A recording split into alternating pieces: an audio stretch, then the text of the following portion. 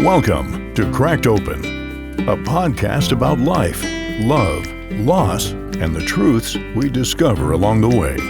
Together, we'll explore the struggles that shape us, the lessons we carry, and the hope that keeps us moving forward. This is more than stories. It's honesty. It's healing. It's real. Let's get started. And now your host, Glen Nunes. Hey everyone, this is Glen Nunes and welcome back to Cracked Open. This is Season 2, Episode 4. And today we're going to be talking about a very important topic, depression. And I changed this up. I had a couple in the bank. These I always pre-record. I do as many as I can. So sometimes when you hear these podcasts, they've already been recorded like weeks ago. And I have a couple in the bank that are going to be coming out, but I'm going to move this one in front of it because I think this is an important topic. And as life goes on and things happen in our lives like my own, this topic hit me hard. And actually, as I was doing my research for an upcoming podcast, I ran across this story, which kind of motivated me to change my format here and move this one ahead because I think it's an important topic. I do have a bunch coming up. One's going to be, I believe it's like distractions, one's on breakup, and one's on rebounds. I'm going to start moving this into however life takes us. That's how I record these. I do research and see how I'll move that week, and that's how I decide to sit down and come up with these topics. I'm also going to be getting into a different avenue and going into like appreciation and maybe gratitude and thankfulness, going down that road as well. That's going to be coming up. I'm not sure what the next episode is going to be, but I also have a couple of guests coming in, some powerful things to talk about. But this one today, we're going to talk about depression, and not the kind people post about on social media, not the kind that always looks obvious, but the kind that people carry quietly, and this might be you.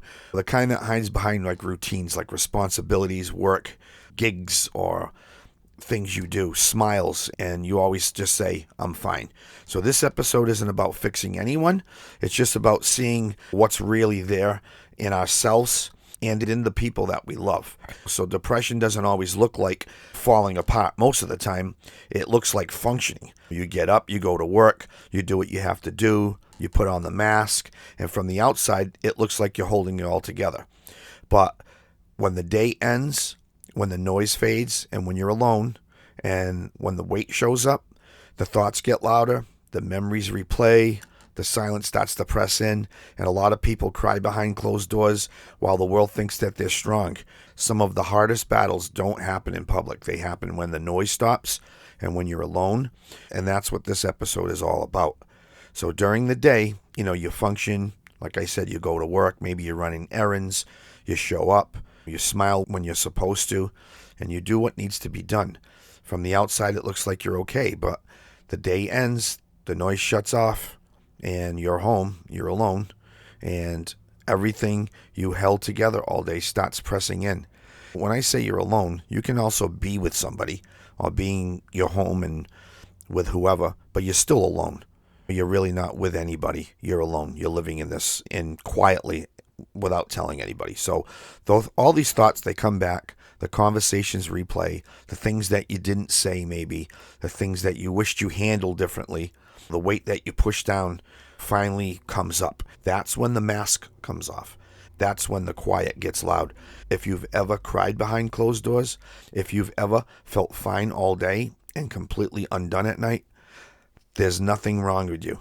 You're not weak, you're not broken, you're just human. And if that is where you are right now, you're not alone. There's a lot of people just like you. I do a lot of research when I do these podcasts. I watch other podcasts in YouTube and all these things. Like I said, I take them from the Bible. And on this episode, I'm not going to add a ton of research that I've seen. You can look up on the internet anything about depression, and there's tons of stuff. So I'm not going to waste your time because it's very simple just to type it in. There's so much out there because the internet says so much about depression. I just want to do this one more from the heart and without as much statistics because I think everyone is probably familiar with depression. I don't think I need to flood this episode with statistics. So in one of my upcoming podcasts, I will be having a discussion about suicide prevention because a lot of times these kind of things link, and depression is a step into suicide. So this suicide prevention topic is going to be very powerful, and the guests I'm going to have on, you're going to love it, because a lot of people, that say they're going to do stuff, a lot of times they're not the ones that actually do it. But that's not true in all cases. I'm not saying if someone, says to you that they're in a bad spot, it's not true. But a lot of times, people that are the quiet ones or put the smile on or don't actually say what they're going to do are the ones that, do something that's tragic. And I've witnessed this many times throughout my life. I was actually sitting right on the side of somebody one night, and everything seemed fine. And we were having a discussion, and then the next day I found out that this gentleman had hung himself. I was blown away, and no signs, no nothing.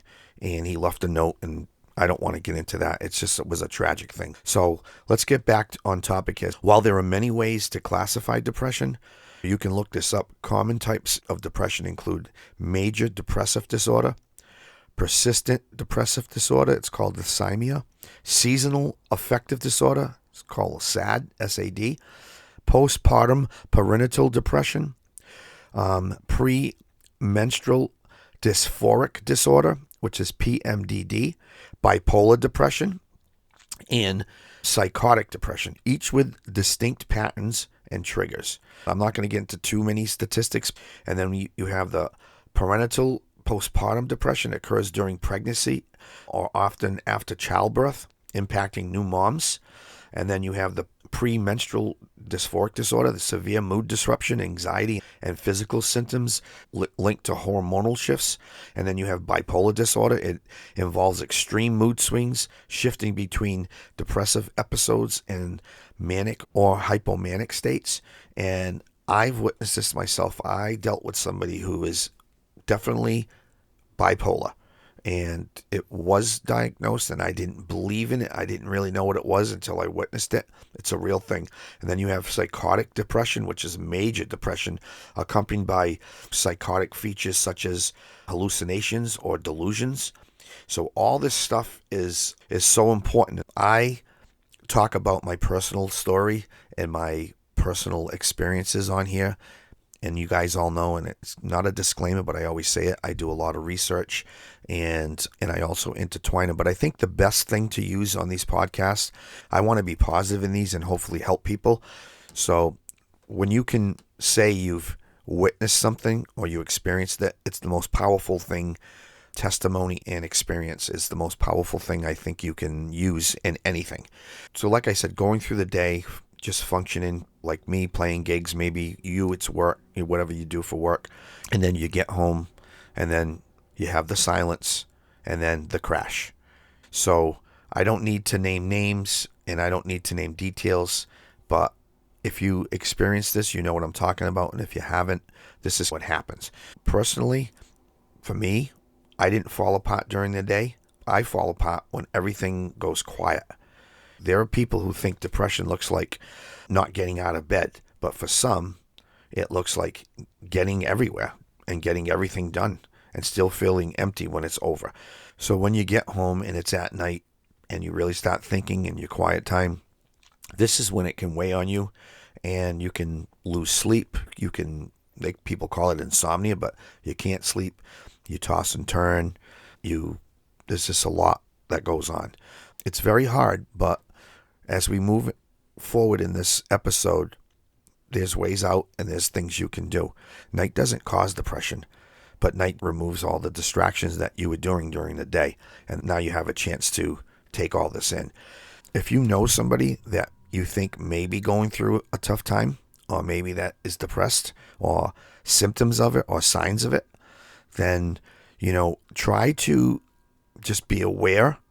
And you got to just try to say the right thing. It's better to do something than do nothing, is what I'm trying to say. If you don't do anything, then you got to live with the regret. If, something bad happens and people will put this on themselves. Maybe I should have said this. Maybe I should have said that. So that's all I'm saying. And I've done the podcast on regret and all that. So you can go back and listen to that one. Regret's not fun to live with either. You can say things like, without patronizing them or making them feel uncomfortable, you can say, hey, I know this is incredibly difficult and time for you or whatever. I'm here just to, listen to you without judgment. It's comforting to hear those words, and you could say, hey, it's not okay to be okay. And you're not patronizing them. I'm not saying do it in a patronizing way. Do it in a caring way, like you really mean it. And you can say, if it's somebody that you know has already been diagnosed, you can say, you are not your illness, and your struggles don't define you. You can live with this, and you can be comforted through this. And you can say things like, I can't imagine how you feel, but I know that depression is a real illness, and I believe you. Because you can't really imagine how they're feeling because you're not in their body. And you can say, thank you for being open about this. I know it takes a lot of courage to tell people how you're really feeling. And that gets people to open up. Like, you're not alone in this. Depression's treatable. Maybe you don't even have to use the word depression. You can say this is treatable. Many people get better with the right support, even the severely depressed ones. This actually works. I did a lot of research on it. You can say, hey, this feeling isn't forever. Even if you can't see it, the light at the end of the tunnel. It is there. There is a light, and recovery is possible, and it's okay to take your time. It doesn't mean you're going to be fine tomorrow or tonight, but you can work on this. And what can I do to help you today? Whether is it you need me to run an errand for you, or would you want me to just sit here and just listen to you or say nothing? But I'm here. You let people know you're there. You can say, let's just take this one day at a time. I'll be back tomorrow, or even 1 hour at a time. I've done this in my life. I go hour to hour now. I tell people that. Because life's like a roller coaster, especially when you're in a tough spot. You're up, you're down, you're up, you're down. So some people, you can't even go day to day. You got to go hour to hour. And also you could say, would you like me to help you get maybe a therapist or a doctor? Because some people won't reach out, and maybe they need a little nudge. Just let them know that you're here for them and you're not going to abandon them. That's pretty much it. Because depression is not a weakness, and emphasize that. Depression's a medical condition. It's not a character flaw or something you can just snap out of. It's a physical battle, and depression affects physical energy and the ability to function. It really does. You're not yourself, and it's not just emotions. Because on bad days, simply surviving is a victory. It really is. And some people need medication. Some people need therapy. It's actually valid, whether you believe it or not. But sometimes the therapy is just sitting with them and walking them and with them, holding their hand, because that's what we're supposed to do, right? Help each other. Try to avoid phrases, hey, just be positive, think positive, and there's a lot worse people than you out there, and you don't really even seem depressed. People say these things. Or like some people will actually, I've heard people say, you're being selfish. You can't say these things. And if somebody that you know is struggling with depression and they maybe won't open up to you, you can connect them with people who can, there's support groups out there.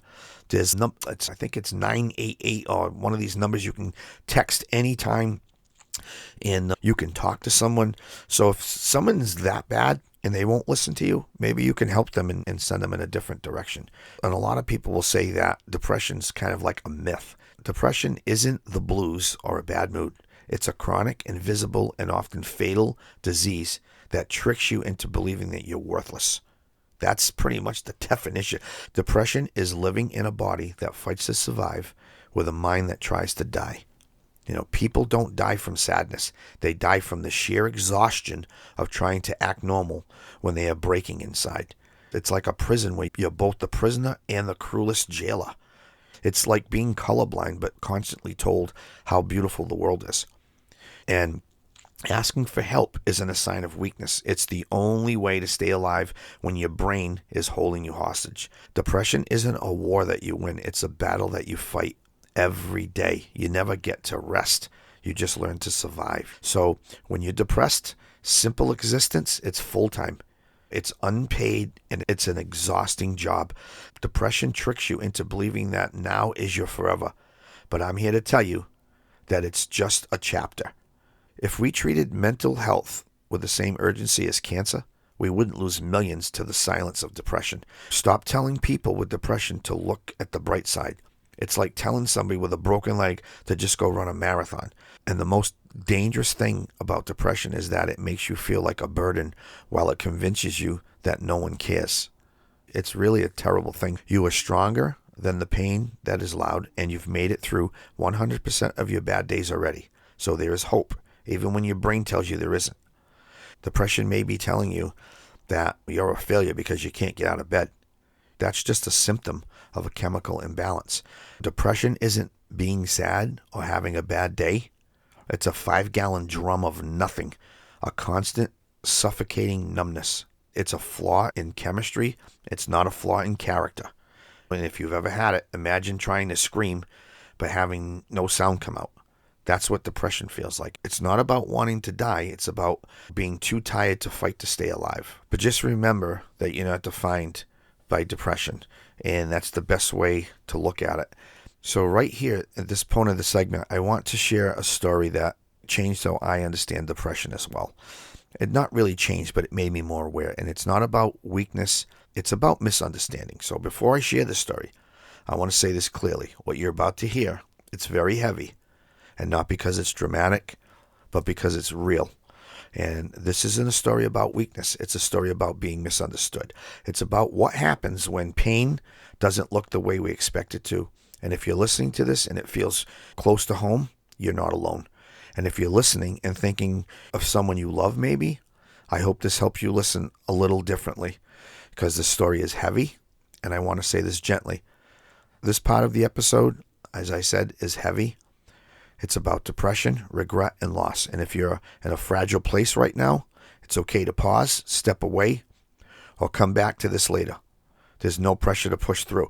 But I'm sharing this not to shock anyone, but because stories like this matter, and because silence is often where the real damage happens. So I'm going to go into that story, and this is what I found. I told my son to man up and stop making excuses. I didn't realize I was shouting at a drowning man until I found his bed empty and the silence in his room became permanent. My son Leo was 23. To the outside world, and frankly, to me at this time, he looked like a failure. I'm a simple guy. I grew up in a time when sweat equity meant everything. I bought my first house at 24, working at a local manufacturing plant. I drove a beat-up truck. I fixed it myself, and I never complained. That was the American way. You work hard, you get the white picket fence. It was simple math. So when I looked at Leo, I didn't see a struggle. I saw laziness. He had a college degree that was gathering dust. He spent his days glued to his phone, delivering food for one of those gig economy apps, and sleeping until noon every day. He lived in my basement. He wore the same oversized hoodie every day, and he had a look in his eyes that I interpreted as boredom. I was constantly on his case, saying things like, "The world doesn't owe you a living, Leo." I'd say this as I slammed my coffee mug down. Get a real job, build some character. The Tuesday that changed my life started like any other. I came home from the shop, grease on my hands, feeling the good ache of a hard day's work. Leo was in the kitchen, staring at a bowl of cereal. It was 6 p.m. "Just waking up?" I asked, the irritation rising in my chest like bile. "No, Dad," he said softly. "I just got back. I did a few deliveries." "Deliveries?" I scoffed. "That's not a career, Leo. That's a hobby. When I was your age, I had a mortgage and a baby on the way, and you can't even pay for your own gas?" He put the spoon down. He looked pale, thinner than I ever remembered. "The market is tough right now, Dad. Nobody is hiring entry level without 3 years of experience, and the rent, a studio, is $2,000 a month, and I can't make the math work." "The math works if you work," I snapped. "Stop blaming the economy. Stop blaming the system. It's about grit.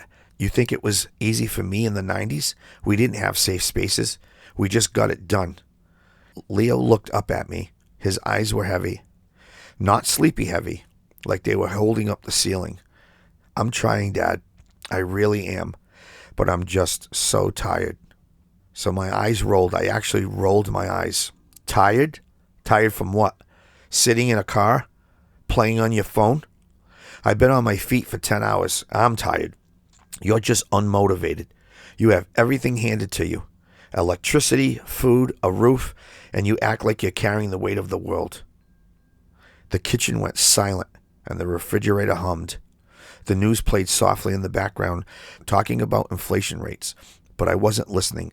I was waiting for him to argue, to fight back, and to show some spark. Instead, he just nodded. "You're right." And he whispered, "I'm sorry I'm not who you were at my age, and I'm sorry the math doesn't work for me." He stood up, he walked over to me, and he did something he hadn't done since he was 10. He hugged me, and it wasn't a strong hug. It was a collapse of weight against my shoulder. And he said, "I won't be a burden anymore, Dad. I promise. Get some sleep." I stood there feeling vindicated. Finally, I thought, finally, I got through to him. Tough love. That's what this generation needs. I went to bed feeling like a good dad.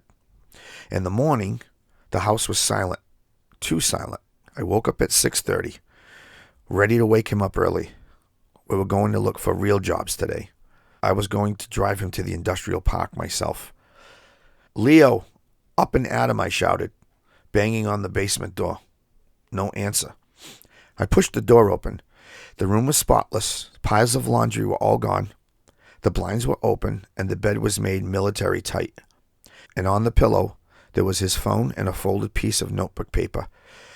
A cold shiver, sharper than any winter wind, shot down my spine. "Leo!" I checked the bathroom. Empty. The backyard. Empty. The garage. Not there. My old pickup truck was gone. I ran back to his room and grabbed the note. My hands were shaking so hard that I almost ripped that paper. And it said this: "Dad, I know you think I'm lazy. I know you think I'm weak. I wanted to be the man you are. I really did. But the mountain you climbed doesn't have a path anymore. I've applied to 400 jobs this year. I didn't tell you because I was ashamed. I drove for that delivery app for 14 hours a day just to pay the interest on my student loans and not even touching the principal. You told me to save. I tried. But the rent is double what you paid, and wages are half of what they should be. Saving feels like trying to fill a bucket with a hole in the bottom, Dad. I stopped taking my medication 3 weeks ago because my insurance cut out, and I didn't want to ask you for money again. That's why I was tired. My brain has been screaming at me, and I didn't have... My brain was screaming at me, and I didn't have the volume knob to turn it down. You were right. The world is for the strong, and I don't have any fight left. I'm taking the truck to the old bridge. I'm sorry. You won't have to pay the bills anymore. Love, Leo.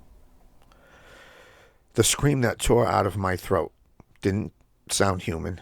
It sounded like an animal caught in a trap. I dialed 911 as I drove to the bridge. I drove so fast that the world blurred into gray streaks. I saw the flashing lights before. I saw the river. I saw the tow truck. I saw the pickup truck, the one I boasted about fixing, being hauled up from the water, dripping mud and weeds. I collapsed on the asphalt. The officer who helped me up was a guy about my age. He didn't say anything. He said, "It's going to be okay." And he just held me while I was shattered. It's been 6 months, and people tell me, "It wasn't your fault, Jack. Depression is a silent killer." And they are right. It's a disease. But I can't stop looking at the math. I looked at his phone records later. He wasn't lying. He had applied to hundreds of jobs. He was rejected by automated emails. He was working while I slept. He was fighting a war I refused to see because I was too busy looking at the past through rose-colored glasses.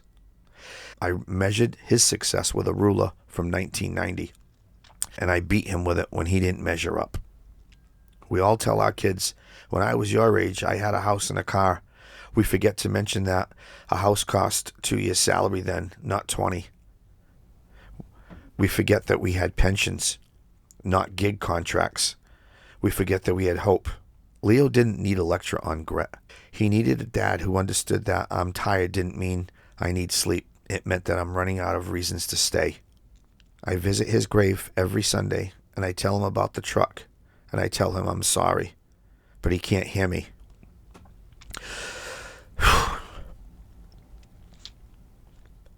The world is full of Leos right now.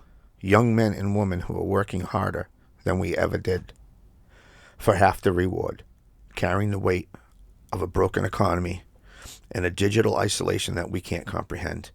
So if your child tells you that they're tired, if they seem stuck, if they are struggling to launch in a world that has clipped their wings, then please put down your judgment, throw away your back in my day stories, and don't tell them to man up. Tell them that you are there, and tell them that their worth isn't their paycheck or their property. I would give everything I own, my house, my pension, my pride, just to see my son sleeping lazily on that couch one more time. A perfect dead son is a trophy of nothing but regret. So listen to the silence before it becomes eternal. Oof.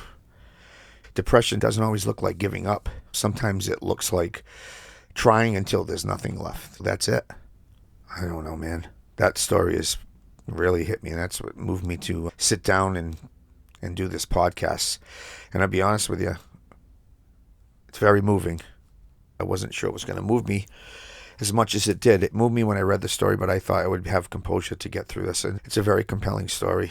It makes you really think about things, because when you're depressed, you hide everything and you don't say anything, and then it just builds up and builds up and builds up. So as I said earlier in the opening, before I read you that story, if you see anybody, in a depressive state, be there for them, or try to look for the warning signs, because they're there, and we just have to try to look through the weeds and put the right pair of glasses on to see, and try to focus on people just functioning versus suffering, and judgment versus understanding, and the why man up language kills people, and why listening matters more than fixing.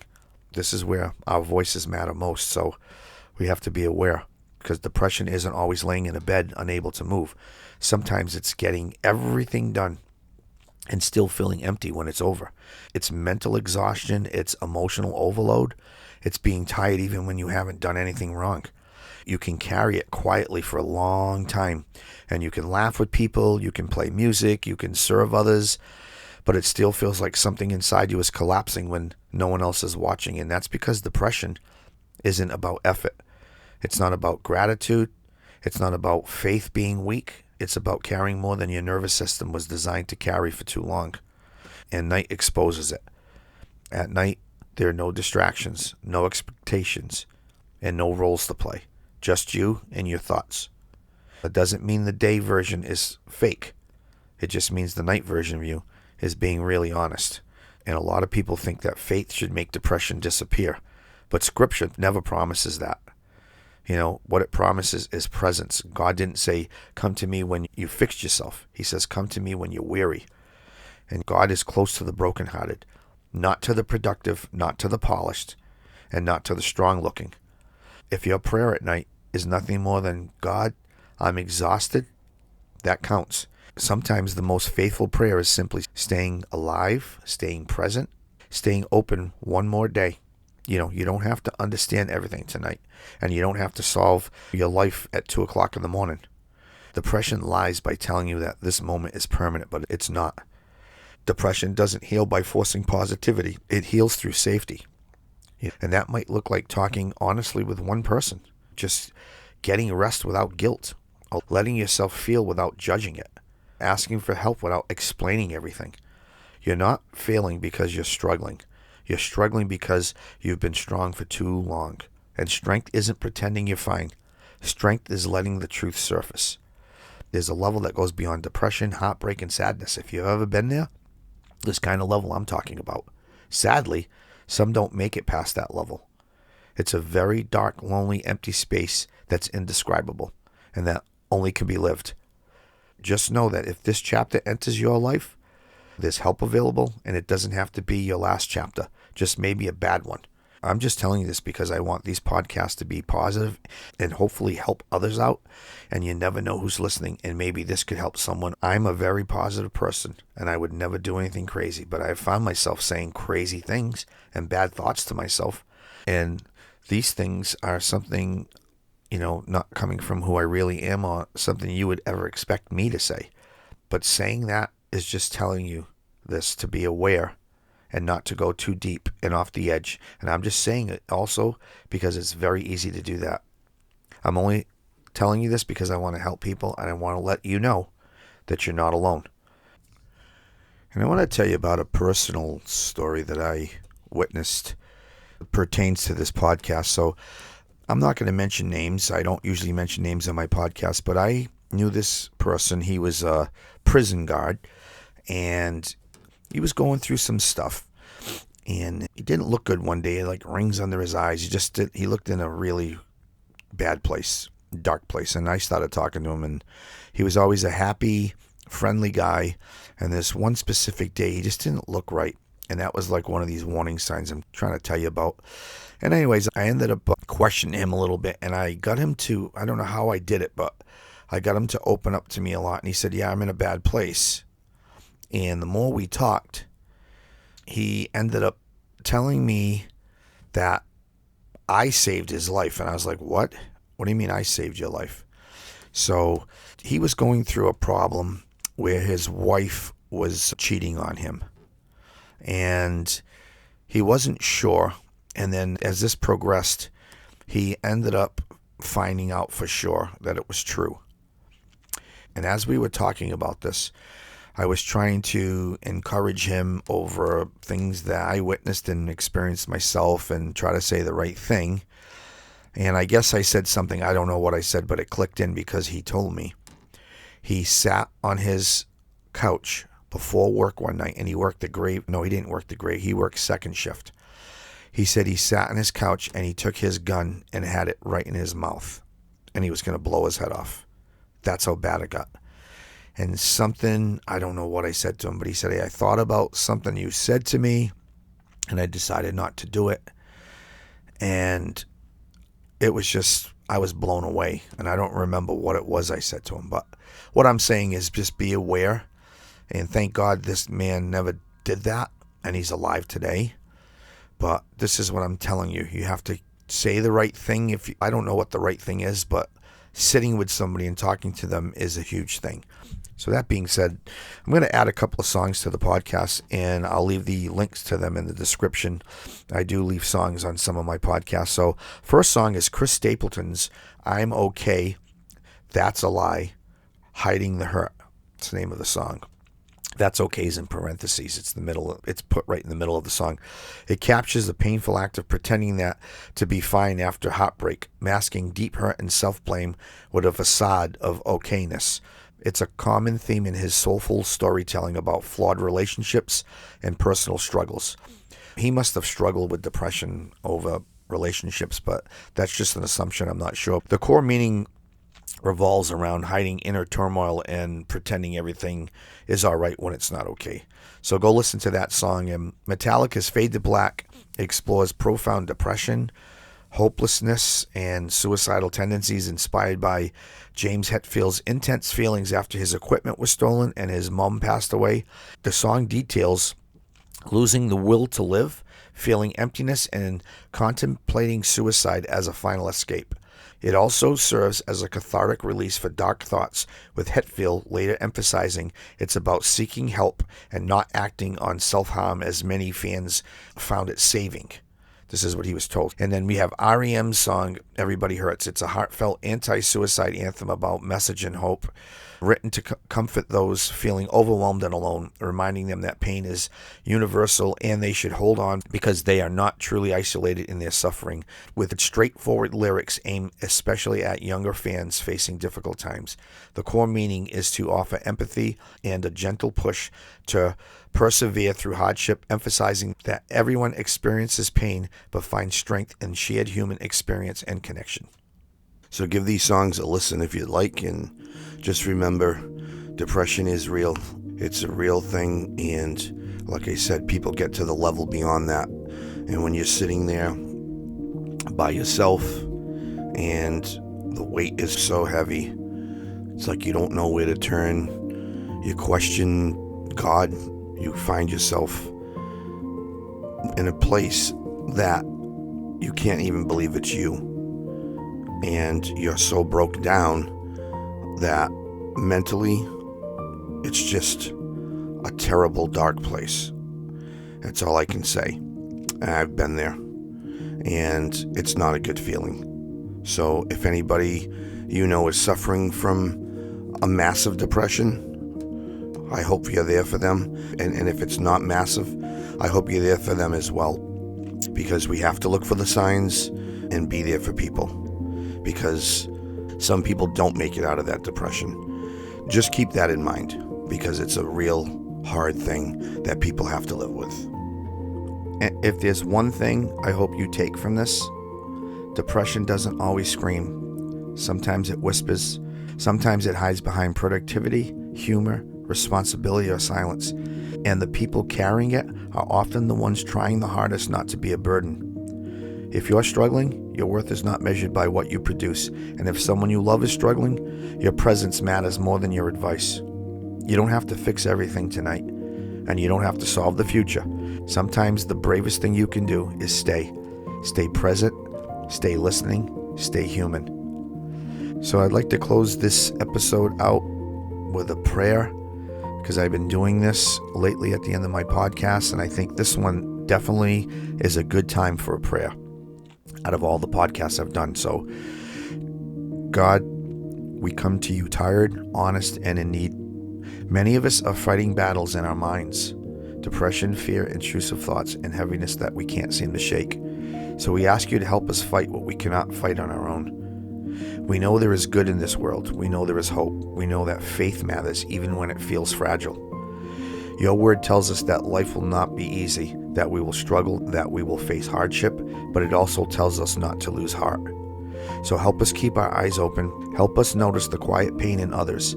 Help us recognize when someone says, "I'm tired," but really means I'm overwhelmed. I'm barely holding on. Teach us to love our enemies, our children, and our neighbors with compassion instead of judgment.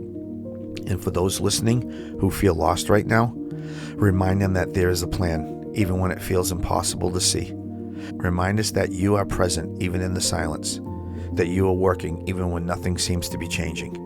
We ask you to remove fear from our minds, to quiet the constant noise, and to bring peace where there has been turmoil, to restore joy where it feels like joy has just disappeared. And for anyone carrying heartbreak, confusion, or uncertainty, we place that in your hands. If restoration is part of your will, build it in a way that is strong, healthy, and grounded in truth. And if something must end, grant clarity and mercy and not prolong suffering. Cover those that are at their breaking point. Send help before desperation turns into despair. And send strength where endurance is running out. Send light into places that feel dark and sealed shut. So God, many of us are at our limit. We are trying to stay faithful. We're trying to keep going. Please meet us where we are and carry what we no longer can. We trust you, not because everything is fixed, but because you are still with us. So please hear me. Help me fight the darkness in my thoughts, the depression, the fear, and the negativity that keeps attacking my mind. I know there is much good in this world, and I know there is hope. I know there is faith. I know also that life was never promised to be easy. Your word does tell us that we will struggle, and it tells us we will suffer, but also tells us to live in hope. Help us keep our eyes open, even when people hide their pain. Help us look for the signs, the signals, and the quiet cries for help. Help us love our families, our children, and our neighbors as ourselves. And please help us trust that there is a plan. Help us believe that when everything feels broken, you're still working, and that you're always present, and that you will send help exactly in the right moment, even if we don't see it. Please remove this fear from our minds. Remove the mental torture and bring peace back into our lives. Bring joy back, because right now it feels like it's gone. We know people are struggling. Please strengthen them and protect them. And for anyone listening who is carrying a pain like this, please cover them. Spare them from the depth of suffering that I've experienced and that others are experiencing. Please send help, send strength, and send light. We're exhausted, Lord. We're trying to stay faithful. Please meet us where we are and carry what we cannot carry anymore. Amen. So, if you're listening tonight or today, whenever you listen to this podcast, and you feel tired in a way that sleep doesn't fix, please don't carry it alone. If you've made it through this episode, I want you to hear this. Depression lies by convincing you that you're alone, that you're a burden, that your pain doesn't count because you're still functioning. That's not the truth. Being tired doesn't mean that you're lazy. Being quiet doesn't mean that you're fine, and struggling doesn't mean that you failed. Sometimes the bravest things you can do is stay, and sometimes the strongest things you can do is ask for help. So if you're listening and you're hurting, please don't disappear in silence. Someone needs you here, and your story isn't over. Thanks for being here with me on Cracked Open. This is Glen Nunes, and please subscribe to the podcast if you haven't, and like the podcast or like the episode and share it with somebody that maybe needs to hear it, because depression is real, and it's a huge problem in this country and in the world. And remember, your integrity is your legacy. Treat your neighbor as yourself. Karma has no favorites. So be good to others, man. I appreciate you all.